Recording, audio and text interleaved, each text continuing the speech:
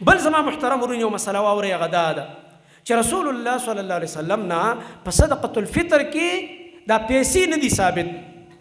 اگر چې بعض علما دي کې بعض وخت ډیر شدت او ډیر سختی م کوي لګي موږ وی اتباع د نبی علیه السلام ته موږ ګورو. چا امام احمد بن حنبل ته ویلي چې عبد الله دغه چې کوم عمر ابن عبد العزيز رحمت الله علیه یو ډیر لوی عالم او حکمران عمر ابن عبد العزيز سے ورستو زمانہ کې راغلی نیک سړیو. هغه چې دی په دې کې بعضی کپڑے وغیرہ هغه پکې دغه کړی دي او پیسې وغیرہ نقود دا پکې هغه ویلي چې خیر دې دام راغونډ کوي ورې کوي فقراو ته. نو دغه ورته ویل امام احمد بن حنبل رحمت الله علیه ورته غوسه شو په قار شو ورته چې ټیک دا عمر ابن عبد العزيز رحمت الله علیه اوچت انسان دی خو دې بل طرف ته د محمد صلی الله علیه وسلم حدیث دی کنه د محمد رسول الله صلی الله علیه وسلم نه هر څومره چې انسان اوچت شي خو موږ به د خوږ نبی صلی الله علیه وسلم د حدیث مطابق عمل کوو.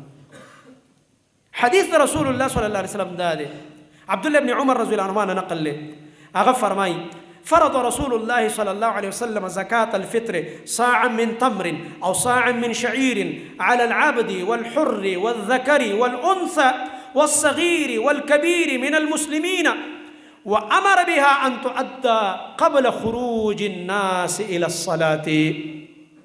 رسول الله صلى الله عليه وسلم زكاة الفطر یو صاع فرض کړ. یو صاع یو پیمانه ده لکه زمونږ په ملک کې کیلو دړی دا د هغه زمانی کیلو او د نبی علیہ السلام د زمانی کیلو ده صاع. د دې پاو ته به مد ویلو لکه مونږ پاو وایو به مد ویلو. زمون کیلو چې دی دا خو 100 ګرام دی 1000 ګرام دی کنه 1000. د نبی علیہ السلام د دور کیلو چې صاع دا اصل کې یو لوخ یو د په ګرامونو نه ودا دی وجنه تاسو ګورئ دی پوسټونو کې په باز وخت ګورئ ته بل کنفیوز کېږم چې لکه دا کجوره پکې وي دومره ګرام او دا وړه پکې دومره ګرام او وربشه دومره ګرام او وسکي دومره ګرام او کفله دا ولې کمې زیته پکې راځي دا دی لوخ کې چې ورواچې نو یو شی پکې درونو خېږي بل پکې سپکو خېږي. خبرې ته خیال لې کنه دا اصل کې یو پیمانه او یو لوخ یو صاع د نبی علیہ السلام دور کې نو چې کوم وړو واچول به یو شان خطه چې بل سیس به واچو بل شان خطه به سیس درونی بازي سپکی. نو دغه صاع پیمانه یو صاع زمونږ د وړو په حساب باندې بعضې علماء چې دا 2 کیلو 100 ګرام راځي. یو وخت موږ خپل هم دې باندې تجربه کړې وه. بعضې وایي 2 کیلو 177 ګرام راځي او موږ ته هم د دې اونچ نیچ هم دقسې 19-20 د دې مطابق وزن راغلی ځکه ملګري مدینې نه پیمانه راوړې وه. دلته یو مولي صاحب د کله کله منزل هم راځي د جمعې ایاز مولي صاحب د شاتو د مارکیټ کې هغه سره وه هلته مدینه کې د هغې رور هم پاتې شوی دی او دوی هلته نه پیمانه راوړې وه.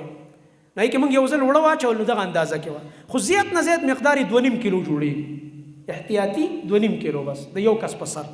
نو کور کې وګوره چې څومره کسان دي. او نبی علیہ الصلوۃ والسلام صاع من تمر د کجورو یو صاع یا د وربشو یو صاع د ذکر کړی که غلام دی که آزاد دی نارینه زنانه ماشوم لوی په ټولو مسلمانانو طرف نه دا ادا کول پکاري. بلکې کم ماشوم چې په دغه ورځ باندې پیدا شو د هغه طرف نه ادا کول پکاري.